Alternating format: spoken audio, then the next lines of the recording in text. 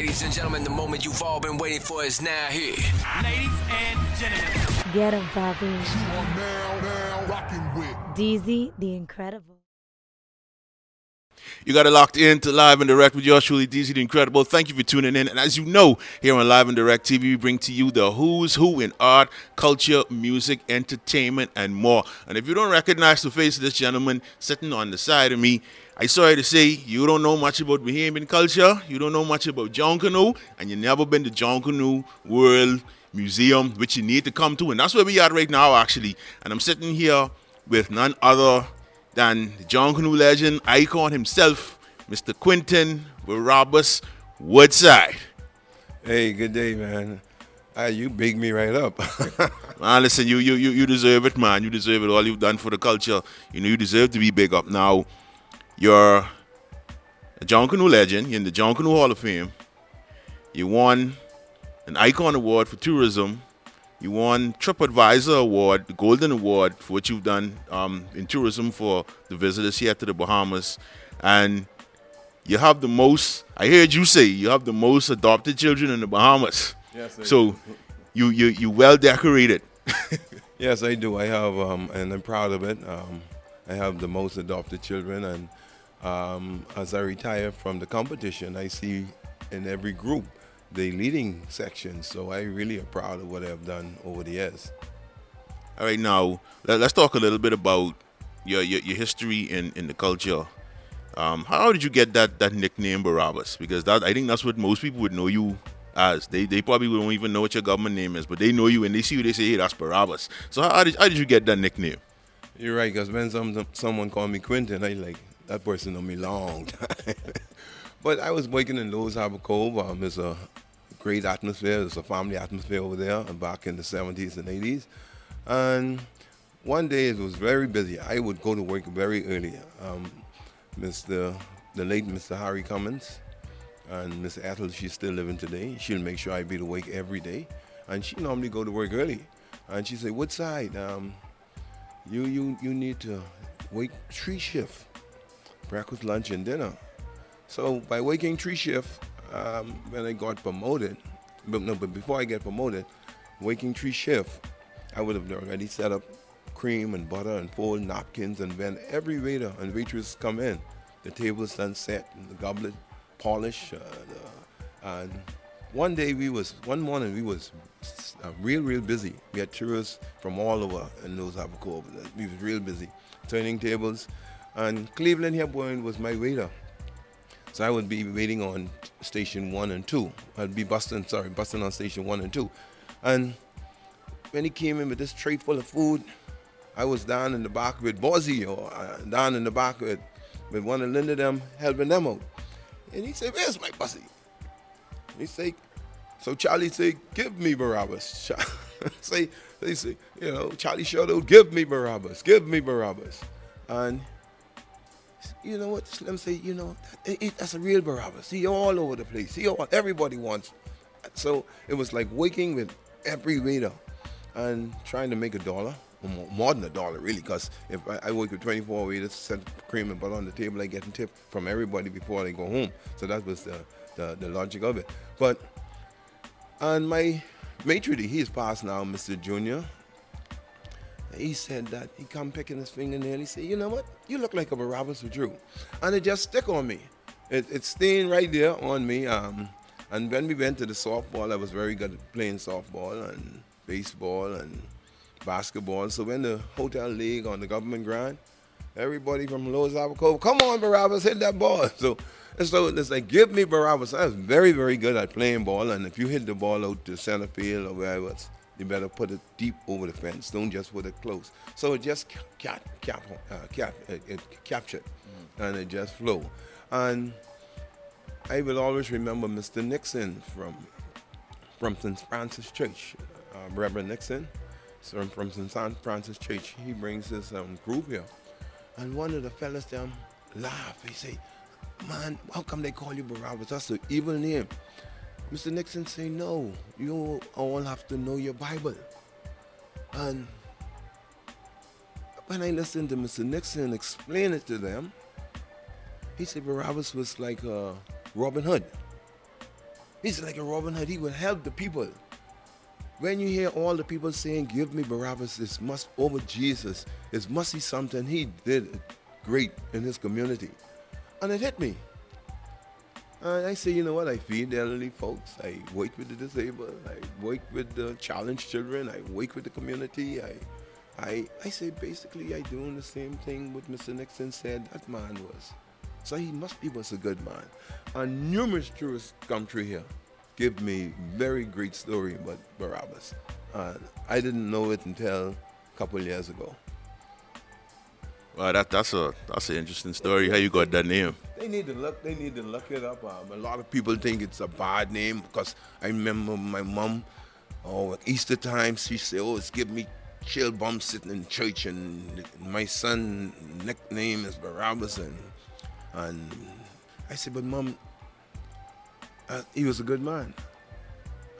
When people are going to say, give me Barabbas over Jesus, now I before Jesus, you understand, but if people say, give me Barabbas, he had to be in doing something good to the part of the world he was from, over Christ.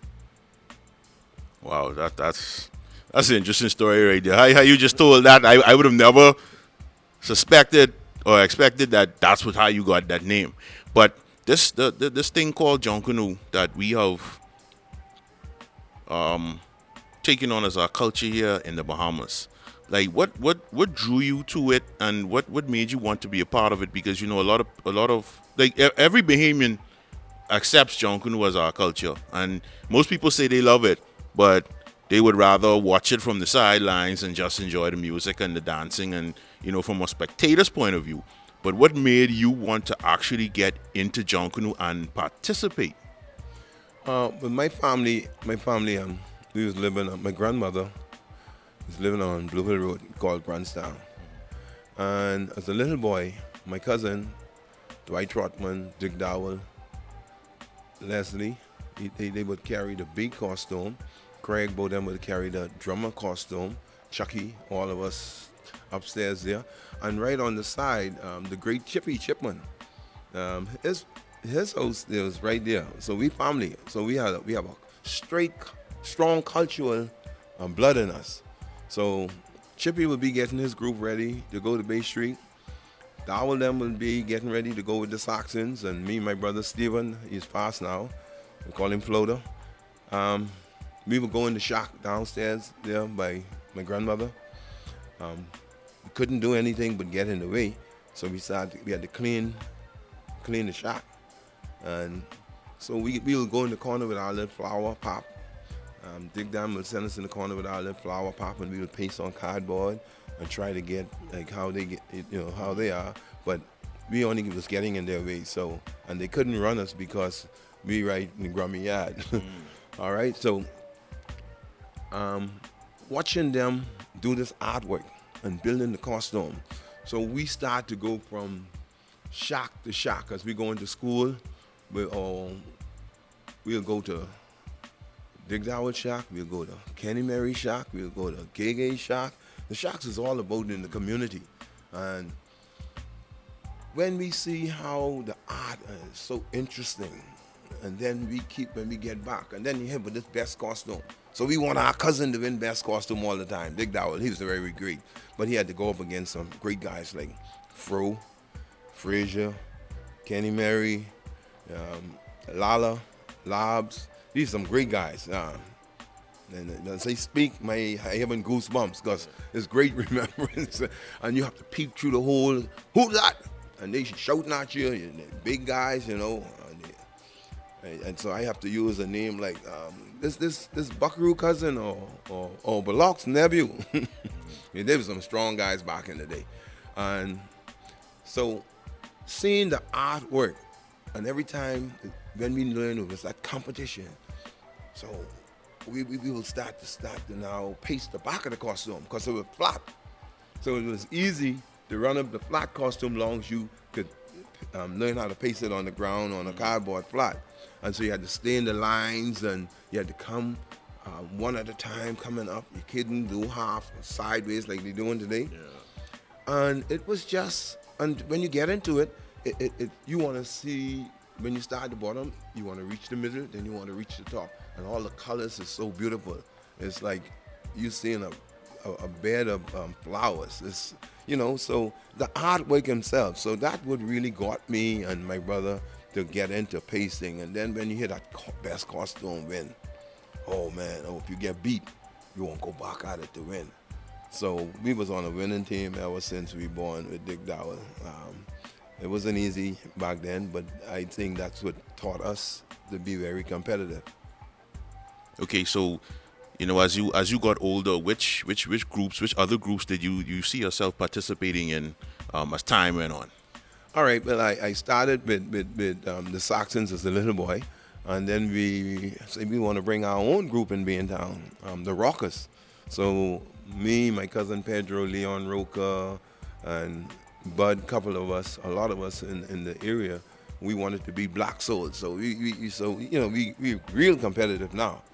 And gutsy, because it wasn't easy to beat those guys who already been there in the trenches for many years. So we did Rockers, and then they wanted to put us in A, where we were so good. I said, boy, I ain't going up against no Saxons, my cousin and them. So I left. George, everybody leave. So we demolished that organization. So most of us joined the Saxons. Then in the hotel field, when I was in Lower Cove, I would like to play baseball, like to play softball. So I got a deal. My maitre d' was a Wally.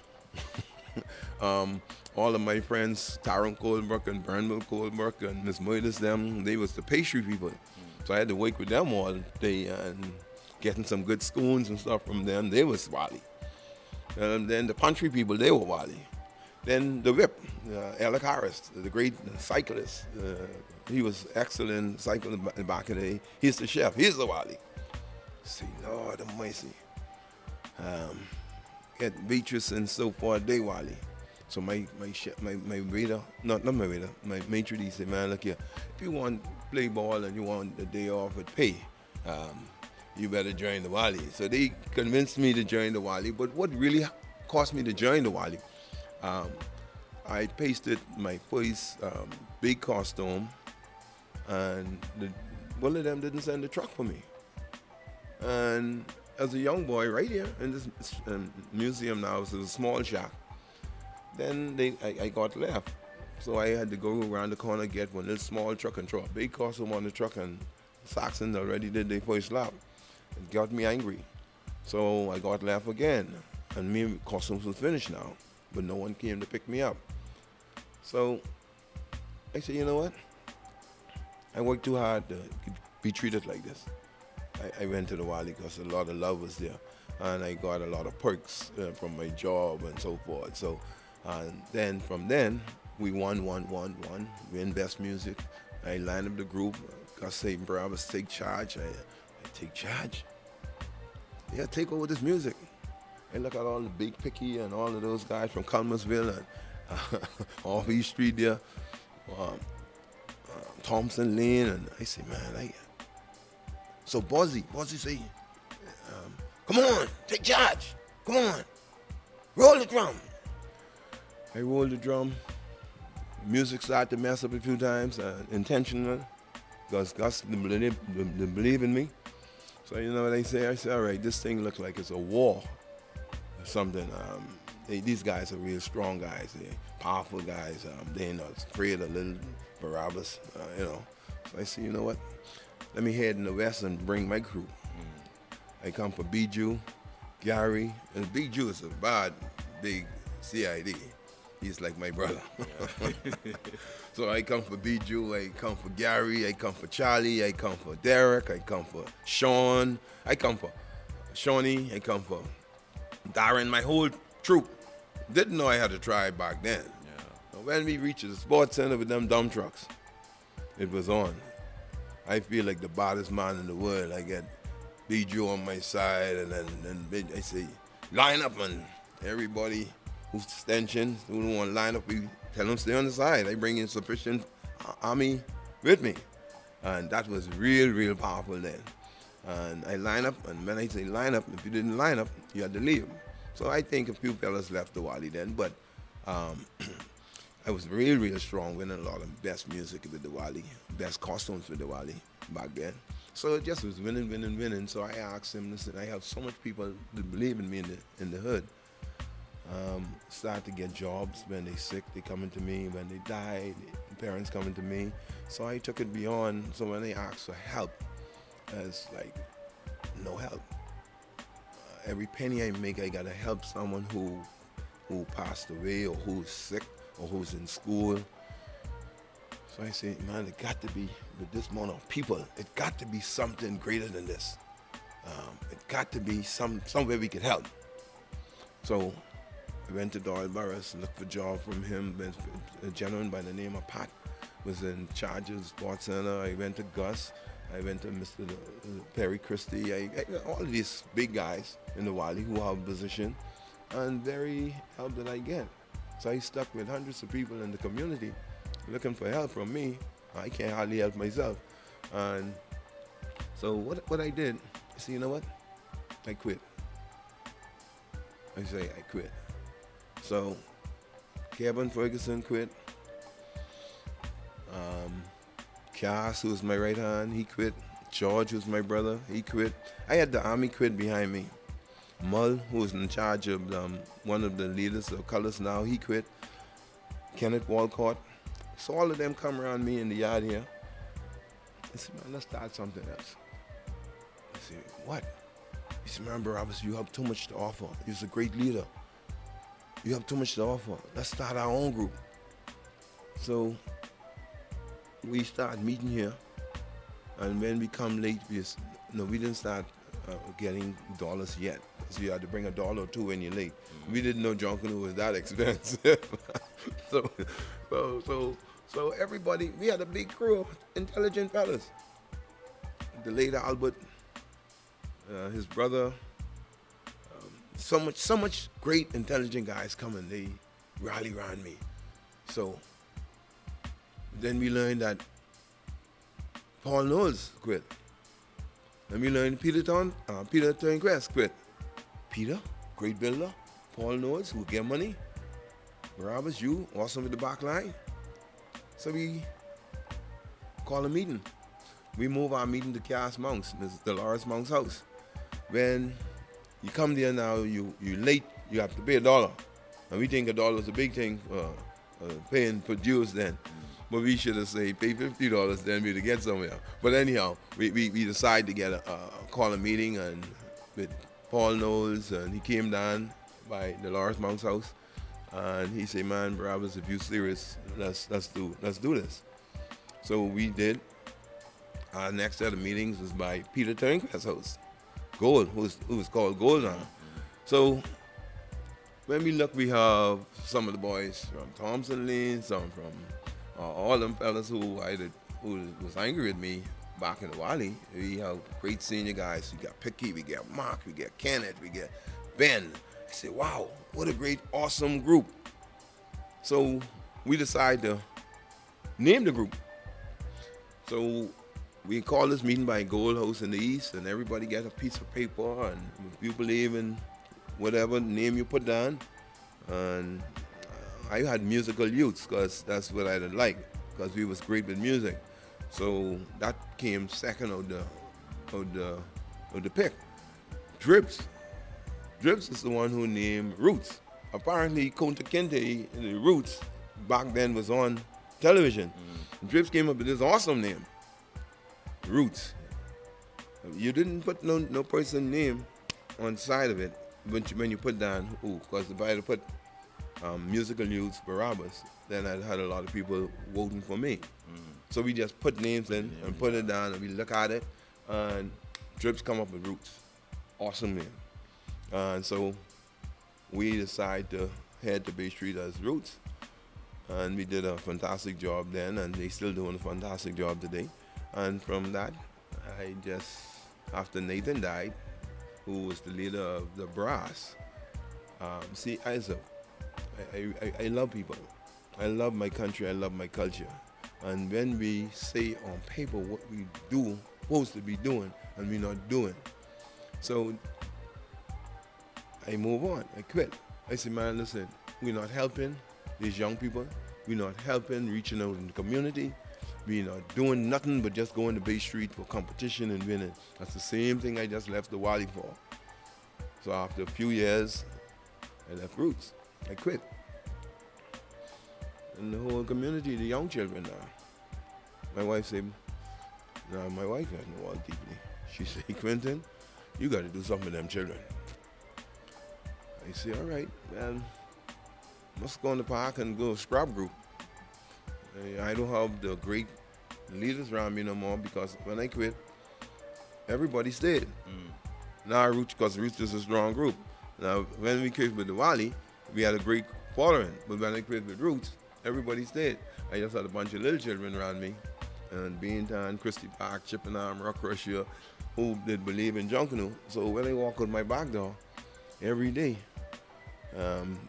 so much little children. So my wife said, you better do something with them children.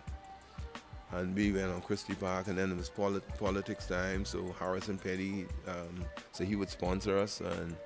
But I suppose if you sponsor me, you sponsor me. If you sponsor me, you're having me all over the place. I know about politicians, so we was all over the place, and every politicians came in this area, did the same thing. I said, man, listen, that's the little $200 y'all sponsoring, they can't do nothing for us, all right? So don't help me here, there, and everywhere. That ain't me, all right? I aim with my children and my community. It cost us, because it wasn't easy back then. You had to go in the hood. You already say, James, you're the bad boy over there. You want to work with James. You want to put James on the right and narrow road. And that's not going to be easy to do, because you got to bring James into your home to show James this is the way how you live. You see what I'm saying? So, so people who just was out there to say sponsor fraud, and I did not saying that that's what he wanted back then, but a lot of people, a lot of politicians will throw a little bone at you for you to be running behind them with Junkanoo during that time. That wasn't me. I was never that one to move, because I always tell them, listen, Junkanoo fellas ain't sitting under the dilly tree smoking dope, drinking rum. That ain't us. To respect us, we in the camp, losing our education, losing time, losing family time, that is. Which, and you know, if a Junkanoo person take the time what they put into the costume, into a law book, they'll be the best lawyer in this country. Because the time it take and the shock, and I want, and I lose a lot. I lose a lot, but I gain a lot, because I turn it into a business. When I see I was traveling, and when Gus had to say, hey, I need you to go with Mr. Ronald Sims to represent the country. I need you to go with tourism to represent the country. So I represent well, and by representing the country, I see that Junkanoo is another part, it's a business part of it. So don't take this for granted.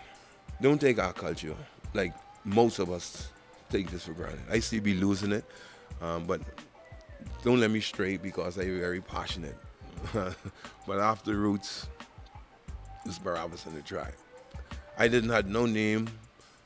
Paul, right here from The Guardian, Paul Fernanda, he had a show to do on Prince Ward by the dock. So he say, Barabbas, I need Junkanoo. I said, man, I don't have no Junkanoo group no more. I ain't affiliated. He said, man, you used to be practicing on the park with the boys. I said, but we don't. I said, a bunch of little boys. He said, man, come out anyhow. Well, we came out. I talk about Nathan, who passed. I adopted all the Nathan, the Bahamas brass, not Bahamas brass band. The Nathan band was, I can't remember the name of it right now. It's a simple name, but anyhow, all of Perry Johnson, Tabori Dean, Lavar. I adopted a handful of well, decent young men. And it was unbelievable. God sent me a pack of awesome young children. And I learned a lot from them. Because when we went down the Bay Street, I said, Paul, I ain't get no name. Paul said, the jungle man, the this, the that. He said, Barabbas and the Tribe. So Garland said, yeah, that's what Ain't nobody taking our group no more. Barabbas in the tribe. So everybody agree, all the young boys, them agree, that's what the group gonna name. I said, all right, that's what the group name. Barabbas in the tribe. And Paul Fernandez named this group Barabbas in the tribe. And all the young people, and Reggie Munker and Mitch Thurston, they were my senior persons, and Stephen Bellot. So we then had a group. I said, well, Reggie, you can be the treasurer. He said, Mitch, you can be the second treasurer. And the deputy, and Stephen, and Tony Bellot, and you know, so hats off to those boys, them, who helped me with all of them children, because I couldn't have done it alone. And I will tell you, from that band came young boys. From that day, and all I say, let's go. We do community work like it's nobody's business. And then Christmas came, and they had this surprise for me. Had the Herald Angels, and then they boom, boom, doom, doom, doom. 2, 3 o'clock in the morning, they would come to your house. So what they would have done, they would go around to all the elderly folks' homes and hit Christmas carols and play, and that was awesome. You could imagine you sleeping or waiting to open your present, and you hear this band knock up. So that was real exciting. And so when I say, let's go feed Persis Rogers homes, let's go feed all the elderly, all the shed-ins homes. So we would go to Breezes. We got a gig to Breezes. We only $400 to share between 90 persons. So we said, we ain't sharing this individually in the hands. We're gonna do a group. We're gonna buy instruments. We're gonna get the bass street. We're gonna buy. So what we did, every Saturday night to Breezes, $400 every Saturday night for 4 or 5 years. And that's how we got the bass street and buying sousaphones. And they would wonder how we get all these horns. We learned how to pool our resources. Then we get other hotel gigs, different shows. And on top of that, we went into the hospital to the children there. We worked with them. Oh, matter of fact, Earl Thompson.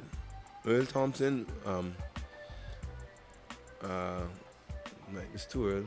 My Lord, I'm losing it a bit. Earl Thompson is the one who just said that. It's not Earl Thompson.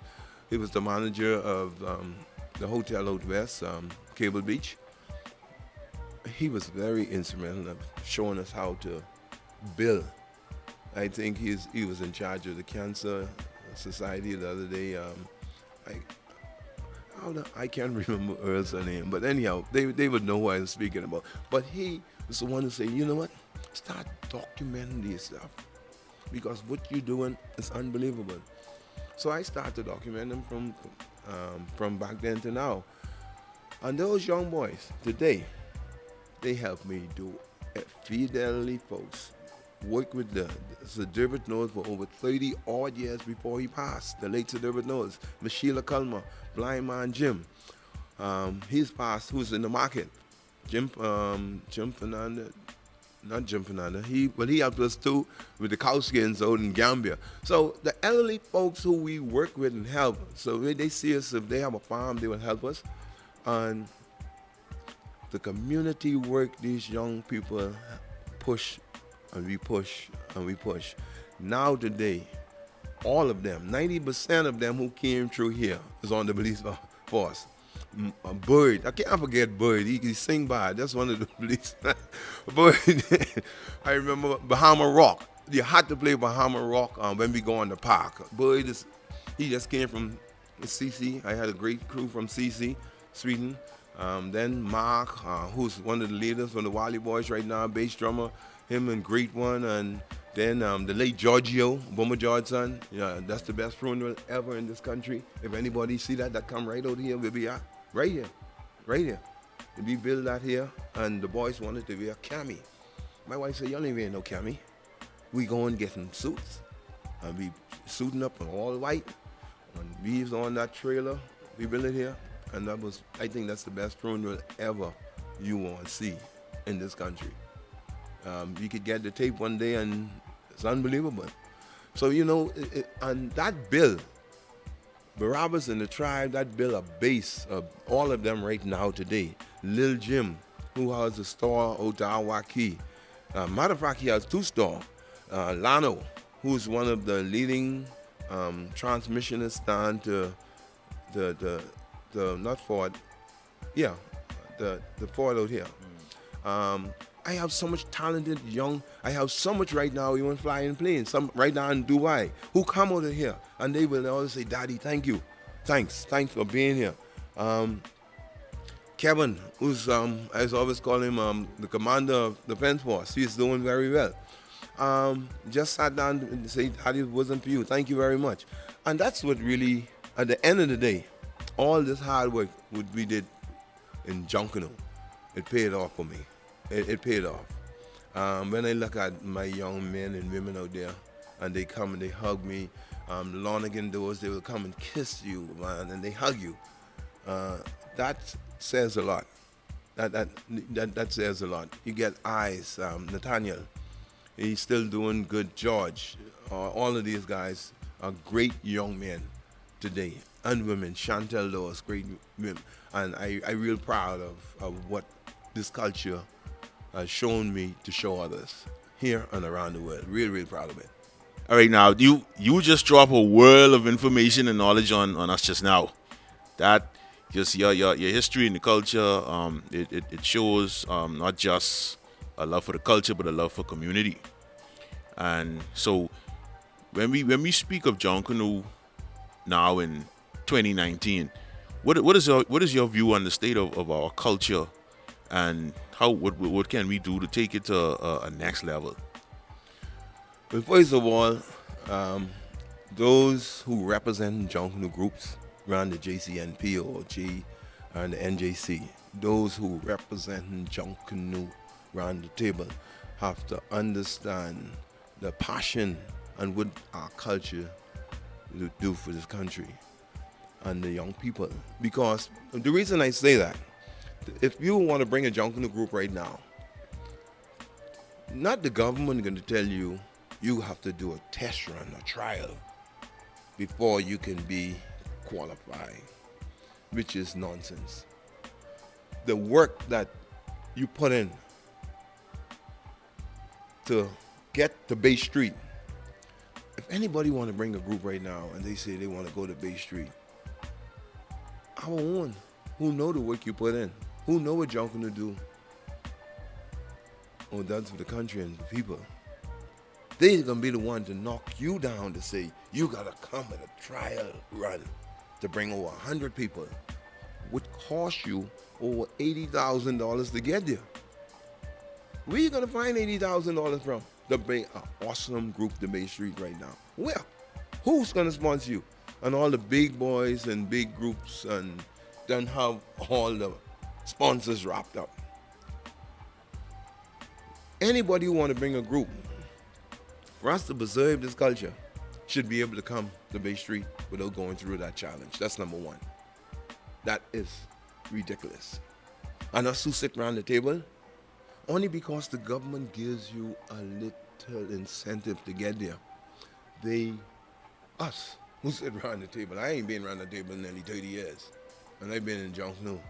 I haven't been around the table because I saw it wasn't getting nowhere, it wasn't making no sense. Because we fight down one another. You can come up with a great idea, and for that idea to get executed, you done leave that table, somebody else come up with that idea. And now I'm the chairman or whoever next to the chairman, and I wrote down your idea and I can bring that. Oh, let's do that. Oh, you should have been able to do that 15 years ago or 10 years ago when you was around the table, or 2 years ago. So we need to stop being selfish, all about me, and work together. If you come up with a great idea, let's execute that.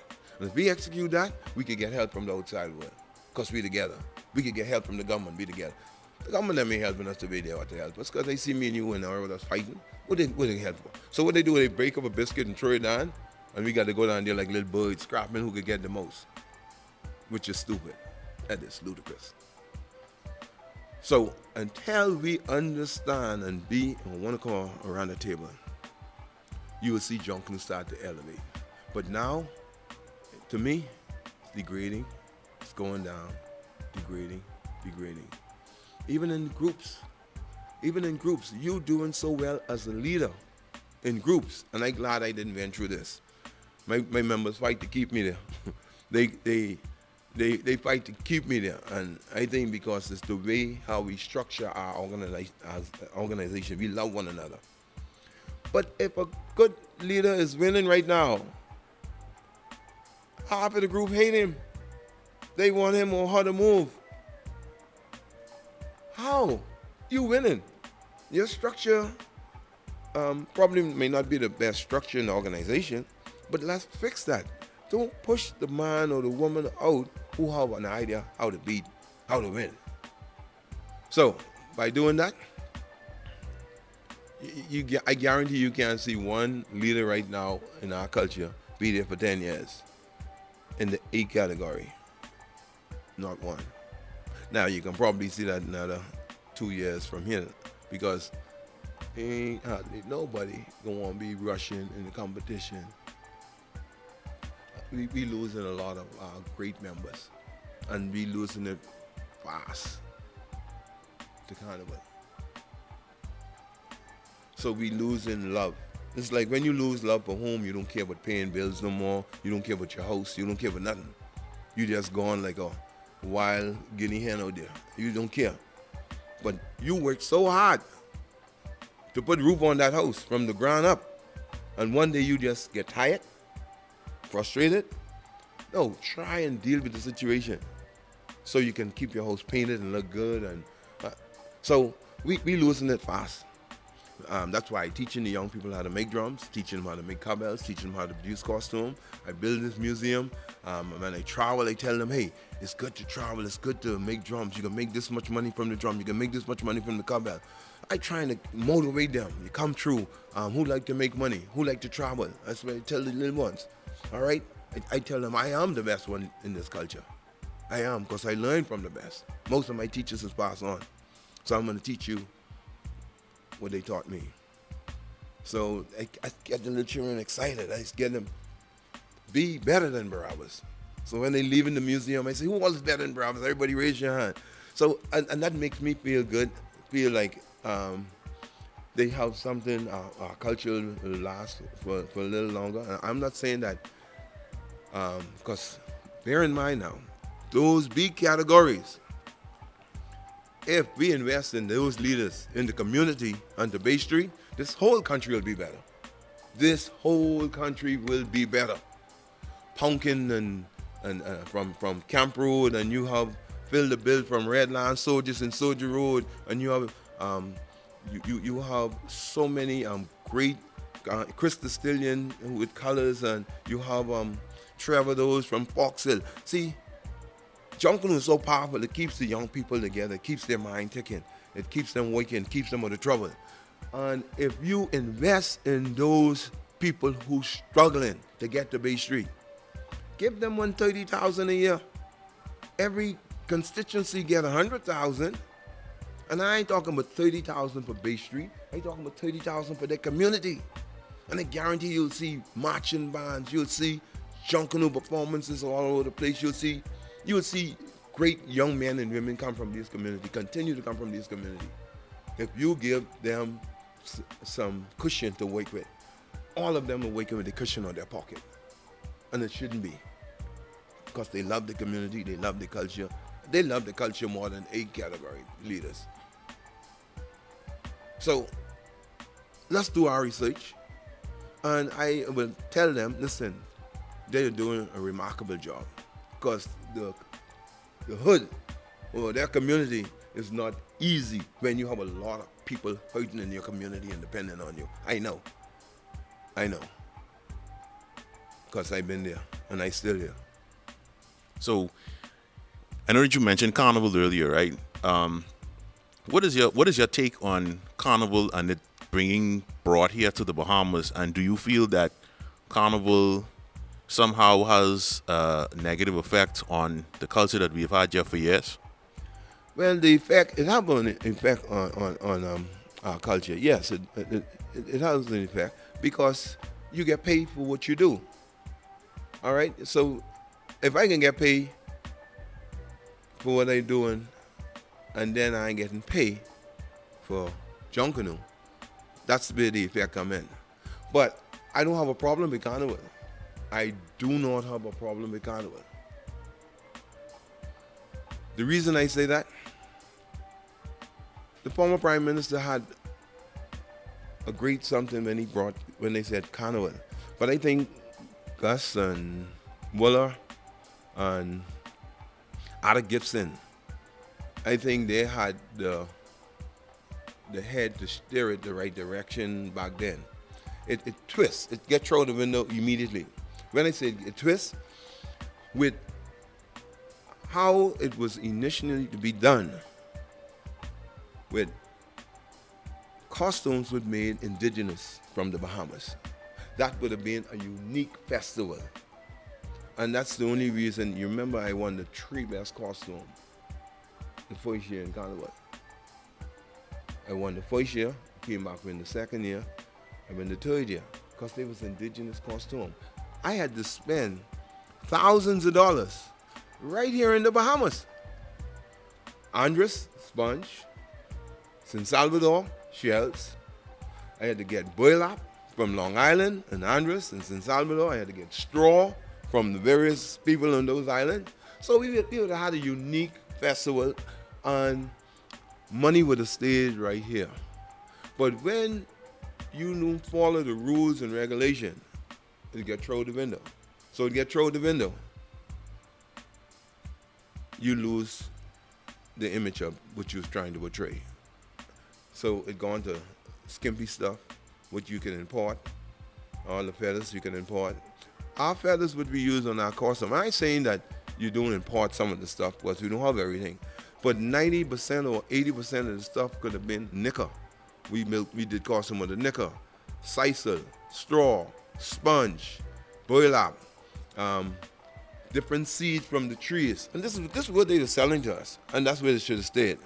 And you'd have had people carrying them a taste of the Bahamas.